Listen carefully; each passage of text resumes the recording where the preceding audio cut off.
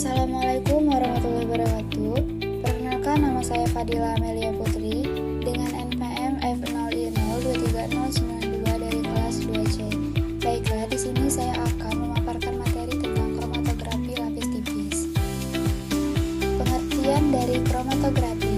Kromatografi adalah teknik untuk memisahkan campuran menjadi komponennya dengan bantuan perbedaan sifat fisik masing-masing dari komponen. Jenis-jenis kromatografi itu ada gas kromatografi menggunakan alat GLC dan GSC, kemudian liquid kromatografi menggunakan alat HPLC, TLC, dan LLC. Pengertian dari kromatografi lapis tipis. KLT merupakan cara pemisahan campuran senyawa menjadi senyawa murninya dan mengetahui kuantitasnya. KLT merupakan analisis cepat yang memerlukan bahan yang sangat sedikit, baik penyerap maupun cuplikannya. KLT bisa digunakan untuk memisahkan senyawa-senyawa yang sifatnya hidrofobik seperti lipida.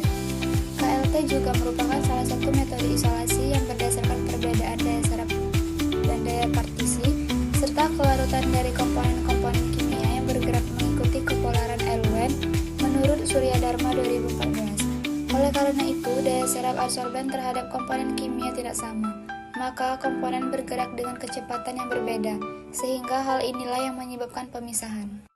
Kelebihan dari KLT, yang pertama itu, identifikasi pemisahan komponen dapat dilakukan dengan reaksi warna, fluoresensi atau dengan radiasi menggunakan sinar ultraviolet. Dapat dilakukan elusi secara menaik atau menurun dengan dua cara, yaitu elusi dua dimensi. Dapat digunakan untuk memisahkan senyawa hidrofobik, hanya membutuhkan sedikit pelarut. Ketepatan penentuan kadar akan lebih baik karena komponen yang akan dihentikan merupakan bercak yang tidak bergerak. Analisis KLT banyak digunakan karena waktu yang diperlukan untuk analisis senyawa relatif pendek. Dalam analisis kualitatif dapat memberikan informasi semi kuantitatif tentang konstituen utama dan sampel. Digunakan untuk memonitor identitas dan kemudian sampel. Dengan bantuan prosedur pemisahan yang sesuai, dapat digunakan untuk analisis kombinasi sampel terutama dari sediaan herbal. Berikut pelaksanaan KLT meliputi fase diam, fase gerak, aplikasi sampel, pengembangan, deteksi bercak, perhitungan nilai RF, alternatif prosedur KLT. Kemudian ada fase gerak dan fase diam. Sistem fase gerak yang paling sederhana adalah campuran dua pelarut organik, karena daya elusi campuran kedua pelarut ini dapat mudah diatur sedemikian rupa sehingga pemisahan dapat terjadi dilakukan secara optimal. Fase diam. Fase diam digunakan dalam KLT merupakan penyerap yang berukuran kecil dengan diameter partikel 10-30 mikron. Fase diam yang paling sering digunakan adalah silika dan serbuk selulosa. Kemudian mekanisme utama pada KLT adalah absorb dan partisi. Adapun fungsi dari penggunaan KLT yang pertama untuk menentukan banyaknya komponen dalam campuran, memantau berjalannya suatu reaksi sebagai identifikasi senyawa, menentukan efektivitas pemurnian, melakukan screening sampel untuk obat, menentukan dan memantau kondisi yang sesuai untuk kromatografi kolom. Untuk perhitungan nilai RF, ini menggunakan rumus RF sama dengan jarak yang ditempuh oleh komponen dibagi dengan jarak yang ditempuh oleh pelarut. Faktor yang mempengaruhi gerakan nada pada KLT yang juga mempengaruhi harga RF. Yang pertama itu ada struktur kimia yang sedang dipisahkan, sifat dari penyerap dan derajat aktivitasnya, tebal dan kerataan dari lapisan penyerap, pelarut, derajat kejenuhan dan uap bejana pengembangan yang digunakan, teknik percobaan, jumlah cuplikan yang digunakan, suhu, dan kesetimbangan.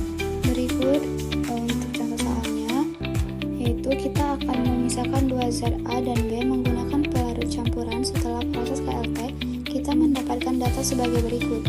Jarak yang ditempuh oleh zat A itu adalah 5 cm, jarak yang ditempuh zat B adalah 3 cm, jarak yang ditempuh pelarut fase gerak itu adalah 7 cm.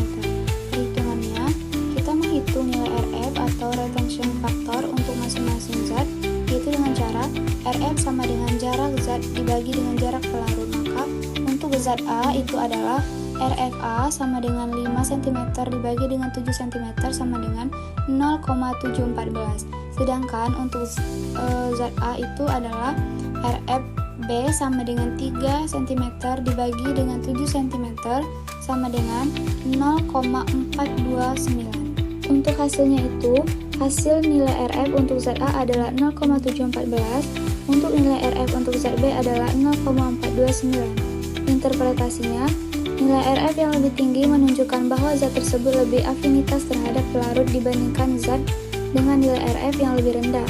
Dalam contoh ini, zat A lebih polar dibandingkan zat B jika kita menggunakan pelarut yang lebih polar.